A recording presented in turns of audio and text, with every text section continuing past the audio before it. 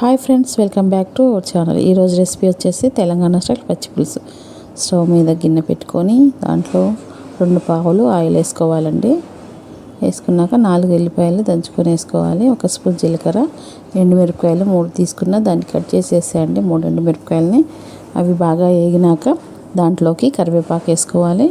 1 గుప్పెడు కరివేపాకు వేసుకొని దాంట్లో కొంచెం ఇంగువ, పసుపు వేసుకొని బాగా ఫ్రై చేసుకోవాలి. కరివేపాకు కూడా వేగాలండి మంచిగా.